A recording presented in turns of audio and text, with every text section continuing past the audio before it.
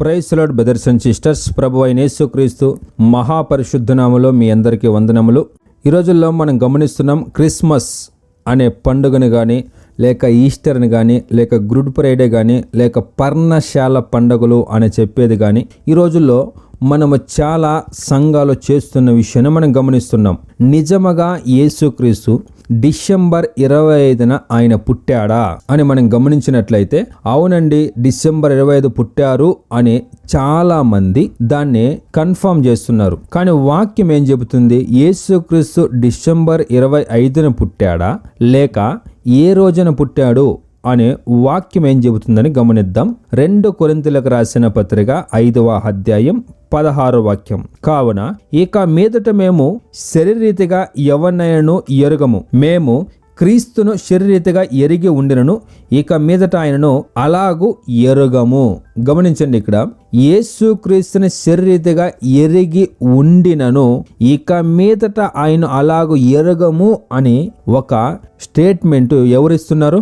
ఇజ్రాయెల్లో పుట్టిన ఒక యూదుడు ఈ విషయాన్ని మాట్లాడుతున్నాడు. కానీ ఈరోజు యేసుక్రీస్తు శరీరంలో ఉన్నాడా అంటే లేదు, ఆయన ఆత్మస్వరూపుడుగా ఉన్నాడు అని వాక్యం చెబుతుంది. మరి ఈరోజు మనం గమనించినట్లయితే చాలా మంది పండుగల్ని జరుపుకుంటున్నారు, కానీ దానికి దేవుని వాక్య ఆధారం ఉన్నదా లేదా అని కొన్ని విషయాలు మనం గమనించడానికి ప్రయత్నిద్దాం. రోమీయులకు రాసిన పత్రిక 12వ అధ్యాయం 2వ వాక్యాన్ని మనం గమనిస్తే, మీరు ఈ లోక మర్యాదను అనుసరింపక ఉత్తమమును అనుకూలమును సంపూర్ణమై ఉన్న దేవుని చిత్తం మీద పరీక్షించి తెలుసుకున్నట్లు మీ మనస్సు మరి నూతన మగుట వలన రూపాంతరము పొందుడి.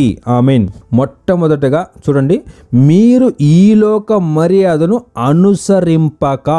ఈ లోక మర్యాద మనం గమనించినట్లయితే ఒక్క కాలంలో యేసుక్రీస్తుని ఎరగక మునుపు మనమేం చేస్తుంటే ఇదే విధంగా పండగలు చేసుకుంటూ, సాంప్రదాయాలు చేసుకుంటూ, పెద్దల చెప్పిన వీటిగా నడుచుకుంటూ, అది లోక మర్యాద ప్రకారముగా నడుచుకుంటూ ఉంటుంది. కానీ క్రీస్తుని ఎరిగిన తర్వాత, సత్యాన్ని తెలుసుకున్న తర్వాత మీరు మీ మనస్సు మారి నూతన మగుట వలన రూపాంతరము పొందుడి అంటున్నాడు. అంటే మనము క్రీస్తులో కొత్తగా జన్మించామా లేదా, రూపాంతరం పొందినామా లేదా, ఆత్మీయ రీతిగా నడుచుకుంటున్నామా లేదా అనేది మనము వివేచన చేసుకోండి అని వాక్యం చెబుతుంది. అంత మాత్రమే కాకుండా దేవుని చిత్తమేదో పరీక్షించి, దేవుని చిత్తాన్ని ఎక్కడ పరీక్షించాలి? దేవుని వాక్యములోనండి. మా పాస్టరో, మా ఫాదరో, మా బ్రదరో అలా చెప్తారు, మా పాస్టర్ ఇలా చెప్తారు, అది కాకుండా వారు చెప్పిన మాటలు దేవుని వాక్యములో ఉందా లేదని పరిశోధన చెయ్యండి అని వాక్యం చెబుతుంది. నిర్గమకాండం 23వ అధ్యాయం 2వ వాక్యం. దుష్కార్యములు జరిగించుటకై సమూహమును వెంబడించవద్దు, న్యాయమును త్రిప్పివేయుటకు సమూహములతో చేరి వ్యాజ్యములో సాక్ష్యము పలకకూడదు. ఆమేన్. గమనించండి, దుష్కార్యములు జరిగించుటకై సమూహములతో వెంబడించవద్దు అనే వాక్యం చెబుతుంది. దుష్కార్యం ఏది? దేవుని వాక్యములో లేనిదే దుష్కార్యం. ఈ రోజుల్లో క్రిస్మస్, ఈస్టర్, గుడ్ ఫ్రైడే మిగిలిన ఈరోజు క్రైస్తవులు ఏదైతే చేసుకుంటున్నారో పర్ణశాల పండుగలు అనే హోసన్న మినిస్ట్రీలో ఒక పెద్ద కూటమే జరుగుతూ ఉంటుంది. సో ఇవన్నీ కూడా దేవుని ఎదుట దుష్కార్యములు అని వాక్యం చెబుతుంది. అలాంటి వారితో చేరవద్దు, దుష్కార్యములు జరిగించుటకై సమూహమును వెంబడింపవద్దు అని వాక్యం అంటుంది. లేదండి మేము క్రిస్మస్ రోజున ఇతరులకి సువార్త ప్రకటిస్తాం అని అన్నట్లయితే, యేసుక్రీస్తు డిసెంబర్ 25 ఆయన జన్మించలేదు, అది అబద్ధాన్ని ఎత్తుకొని ఇది సత్యము అని ఎలా లోకానికి పరిచయం చేస్తారు? అది అబద్ధమే కదా. మిమ్మల్ని మీరు పరిశోధన చేసుకోండి. కానీ ఎక్కడో కొందరు మాత్రమే క్రిస్మస్ని కానీ, ఈస్టర్ కానీ, లేక గుడ్ ఫ్రైడే కానీ ఏది చేయకుండా దేవుని వాక్యానికి లోబడేవారుగా ఉన్నారు. ఎక్కడో కొందరు మాత్రమే. ఇంకా చాలామంది మా పాస్టర్లు చెప్పిన దాన్ని చేసుకుంటూ వారు చేసే దుష్కార్యముల్లో వీరు కూడా పాల భాగస్తులుగా అవుతున్నారు. ఇప్పుడు మీరు ఎలాగున్నారో మిమ్మల్ని మీరు పరిశోధన చేసుకోండి. కీర్తన గ్రంథం 19వ అధ్యాయం 7 నుంచి 11 వాక్యాలు గమనిద్దాం. యెహోవా నియమించిన ధర్మశాస్త్రము యథార్థమైనది, అది ప్రాణమును తెప్పరిల్ల చెయ్యును. యెహోవా శాసనము నమ్మదగినది, అది బుద్ధిహీనులకు జ్ఞానము పుట్టించును. ఆమేన్. గమనించండి వాక్యాన్ని. ఇక్కడ యెహోవా శాసనము నమ్మదగినది అంటే పరిశుద్ధ గ్రంథం ఆయన ఇచ్చిన, ఇదిగో ఈ వాక్యము నమ్మదగినది, దాని శాసనము అంటున్నాడు.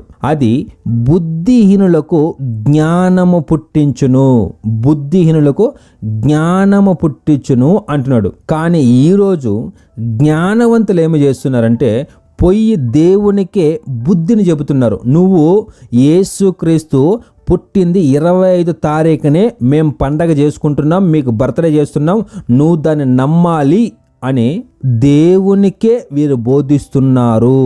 ఒక ఆయన ఇలాగ అంటున్నాడు, బాప్తిస్మమిచ్చు యోహాను ఎప్పుడు జన్మించాడో తెలుసుకున్నట్లయితే యేసుక్రీస్తు జననము మనం ఈజీగా గుర్తుపట్టచ్చు అని ఒక రోమన్ క్యాథలిక్ సహోదరుడు ఈ విధంగా చెబుతూ యేసుక్రీస్తు జననము ఇదే తారీఖే అని ఆయన ఫిక్స్ చేస్తున్నాడు. యేసుక్రీస్తు తన తల్లి గర్భములో ఈయన సృష్టించినట్లు లేదు, మరియాల గర్భములో ఈయనే పోయి యేసుక్రీస్తును సృష్టించినట్లు యేసుక్రీస్తు డిసెంబర్ 25 పుట్టింది అని డేట్ని ఫిక్స్ చేస్తున్నాడు. బ్రదర్ సిస్టర్స్, ఈయనే గమనించండి. ఈయన యోహాను గారు జూను, ఈయన ఇలాగంటున్నాడు, యోహాను పుట్టినరోజు జూన్ 24.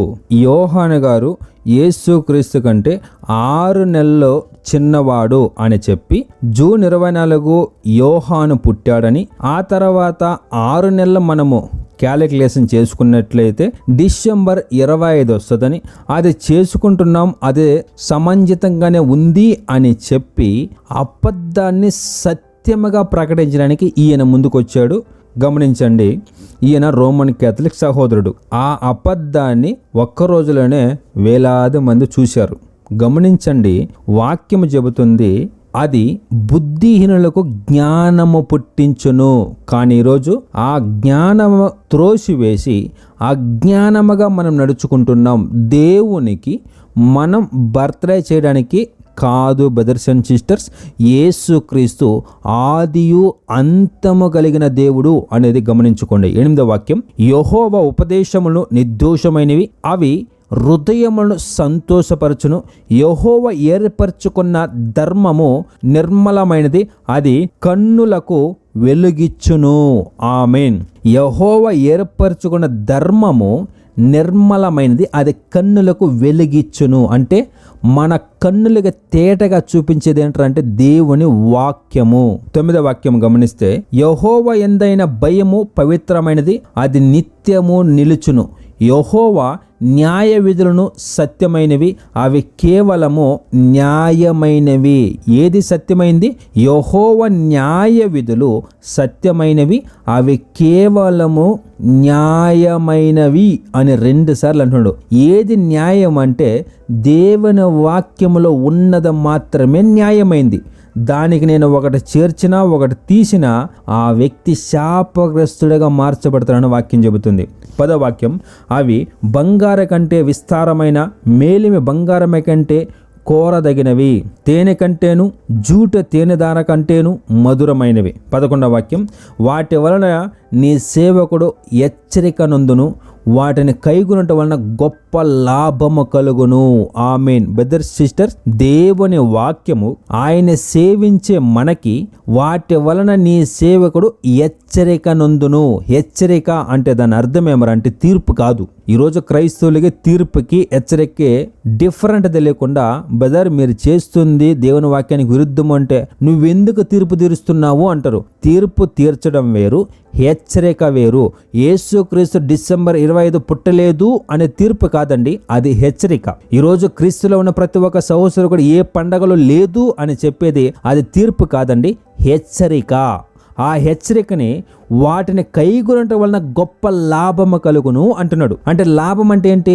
మన ఆత్మలు నిత్య జీవానికి వెళ్ళేది.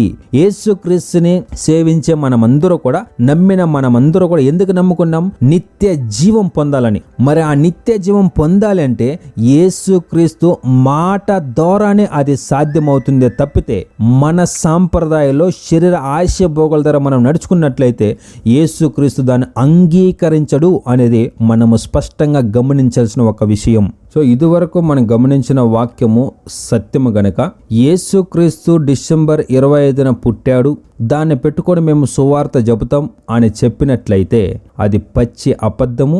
ఏ అబద్ధ మనుషుల నుంచి సత్యము పుట్టదు అనే వాక్యము చెబుతుంది.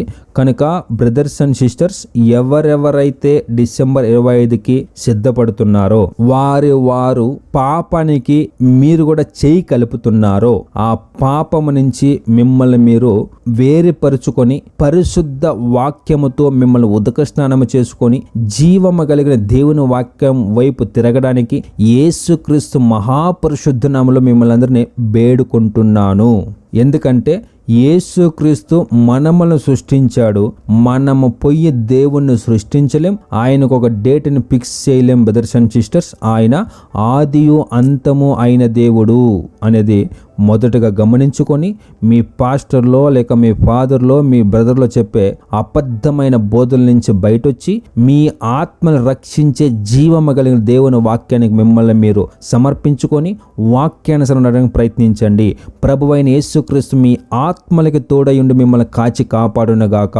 యేసుక్రీస్తు మహాపరిశుద్ధ నామముకే మహిమ కలుగునగాక. ఆమేన్.